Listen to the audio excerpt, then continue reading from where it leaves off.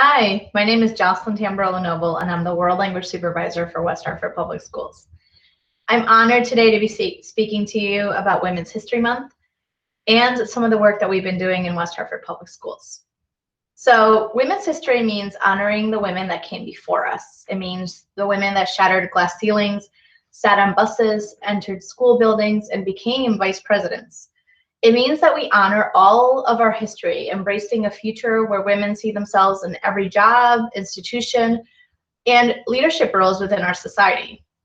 It also means that we take responsibility for to lay the groundwork for our daughters in a society that's worthy of them and the future that they bring with them.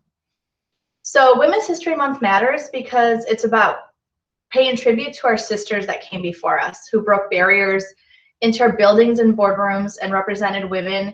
And women were represented in a time where sometimes it was inconvenient, uncomfortable, and right out plain dangerous. So Women's History Month is about recognizing the women who have shattered glass ceilings and also understanding that we need greater representation within our society. So when I hear about Women's History Month, I think of a few things. So I think about the hidden figures in our society and the women that are not represented, or the history that we didn't tell. So those of you who saw the movie Hidden Figures know that there's some history there, but we also have a lot of hidden figures in our history in women, and especially women of color, that were not represented in our history, but also are not represented in careers where sometimes there wasn't an opportunity, or they were doing the work behind the scenes and weren't recognized for that. So I think about careers such as STEM. There are so many women in the background that were doing some of that work to be able to do that. But then also thinking about amazing mathematicians who were women in the Eastern world who advanced formulas for astronomy. I think about our indigenous sisters in Incan civilizations where they were doing advanced brain surgery. And we have a great deal of unsung heroes throughout our global history. And it's our responsibility to share that with our daughters, to have them understand what is the future of women in society and how each of them sees themselves in that.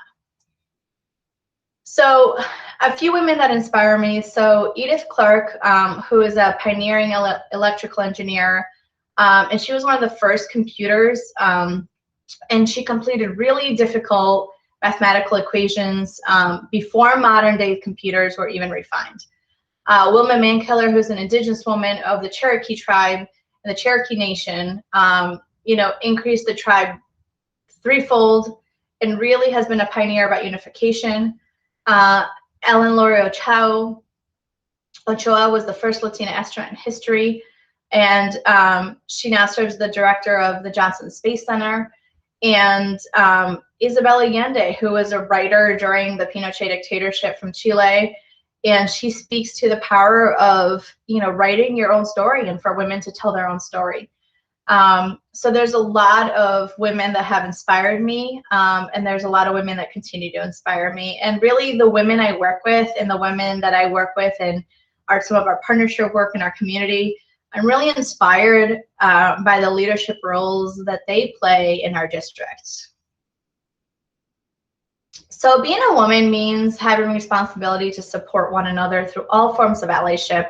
It means supporting the interactions of women and also the multiple intersecting identities to ensure that all women have the opportunities and are represented not only in the world, but especially our society, that we understand that there are the intersections at time making it challenging for women to advance in careers, but it's our job and responsibility as women to be allies to one another and to make pathways for women all over to be able to have leadership roles in our society and our country.